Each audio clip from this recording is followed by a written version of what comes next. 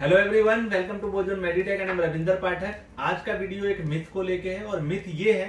कि MBBS study abroad के ज्यादातर कंसल्टेंट किसी न किसी यूनिवर्सिटी को लेके वाइज्ड होते हैं, जहां उनका पर्सनल फेवर होता है, जहां उनको प्रॉफिट ज्यादा होता है, वहां पे वो आपका एडमिशन कराते हैं। ये सच है, लेकिन हमेशा ऐसा होता है ये भी सच नहीं है। आप कैसे कंपेयर करें, आज मैं आपको आगे बताने वाला हूं। इससे पहले अगर अभी तक आपने इस बोजोन मेडिटेक चैनल को सब्सक्राइब नहीं किया है तो प्लीज चैनल को सब्सक्राइब करें, और आप एब्रॉड के किसी भी यूनिवर्सिटी में ट्रांसपेरेंसी के साथ एडमिशन लेना चाहते हैं तो आप हमें बोजोन मेडिटेक को चूज कर सकते हैं।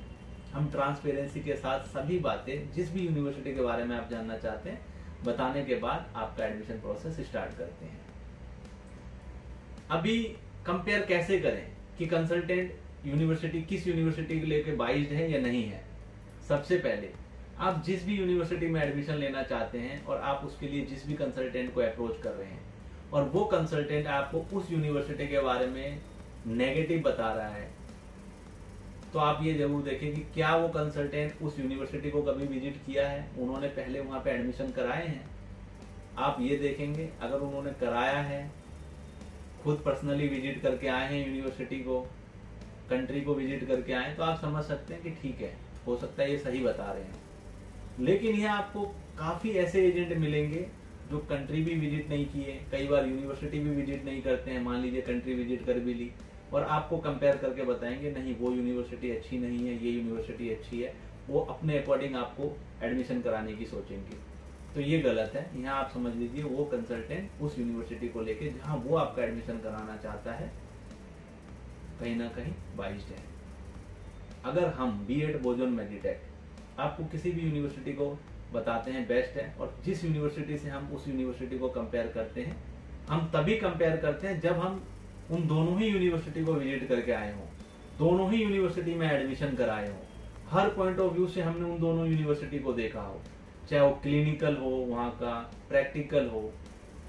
एकेडमिक्स हो, हॉस्टल फैसिलिटी हो, इंडियन मैथ्स हो, सेफ्टी सिक्योरिटी हो, यूनिवर्सिटी की लाइब्रेरी हो, लाइब्रेरी में बुक्स कितनी है, इंटरनेशनल ऑथर्स के बुक है या नहीं है, इंडियन बुक्स आपको मिल रही है नहीं मिल रही है, सिटी कैसी है, safety security, her point of view से हम देखते हैं कि एक इंडियन स्टूडेंट्स के लिए, एक मेडिकल स्टूडेंट के लिए क्या क्या होना चाहिए। जब हम सभी क्राइटेरिया पैरामीटर पे देखते हैं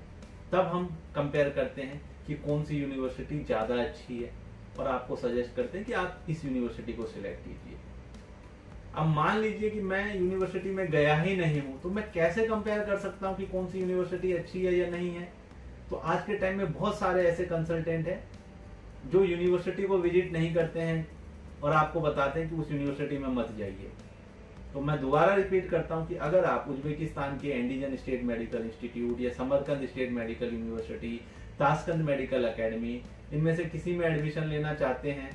और मान लीजिए आप किसी कंसल्टेंट को अप्रोच कर रहे हो, उन्होंने आपको कंपेयर करके बताया कि कौन सी अच्छी है या नहीं है, तो आप ये जरूर चेक करें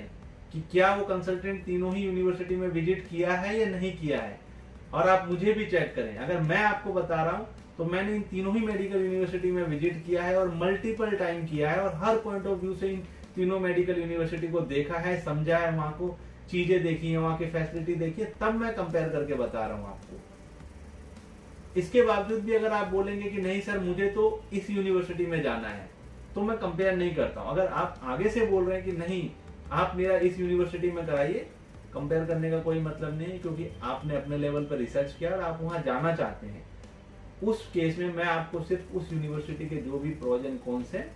वहां की जो चीजें हैं, ट्रांसपेरेंसी के साथ आपको बता के आपका एडमिशन करा दूंगा,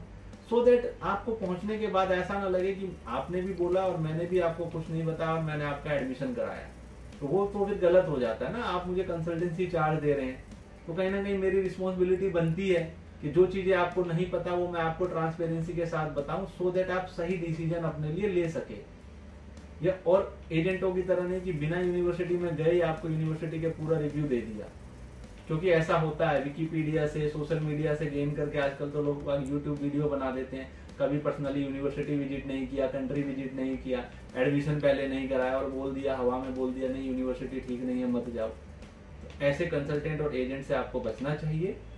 अगर आप किसी भी मेडिकल यूनिवर्सिटी उज्बेकिस्तान में एडमिशन लेने की प्लानिंग कर रहे हैं तो आप हमारे थ्रू एडमिशन प्रोसेस स्टार्ट कर सकते हैं। हम ट्रांसपेरेंसी के साथ सभी इंफॉर्मेशन देने के बाद आपका एडमिशन प्रोसेस स्टार्ट करते हैं और नॉमिनल चार्ज में करते हैं। कुछ एजेंट कंसल्टेंट ये भी ट्रिक करते हैं कि कभी गए नहीं है यूनिवर्सिटी, विजिट नहीं किया, कंट्री में नहीं गए, अब admission partner, official admission partner भी नहीं है, तो एडमिशन आप कैसे लेंगे उनके थ्रू? आप लोग चेक तो करते हैं। तो वो बस ये ट्रिक करते हैं कि चलो ठीक है, ये सारी चीजें नहीं है, हम कभी गए नहीं, एडमिशन नहीं कराया, हम लेके नहीं जाते बच्चों को। तो जो ये लेके जा रहे हैं, जो पूरी फैसिलिटी दे रहे हैं, बच्चों की हर बात का ध्यान रख रहे हैं, छोटी छोटी चीजों का ध्यान रख रहे हैं, उनके जो कंसल्टेंसी चार्ज है उनसे 20,000 रुपए कम ले लेते हैं। अब पैसा तो मैटर करता है,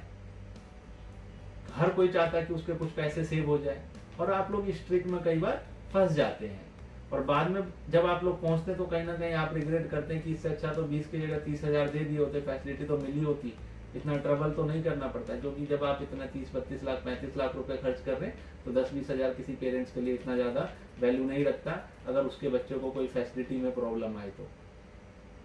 तो इन चीजों का ध्यान में रखते हुए आप कोई यूनिवर्सिटी सिलेक्ट करें, आप हमें एडमिशन के लिए सिलेक्ट कर सकते हैं। Thank you for watching.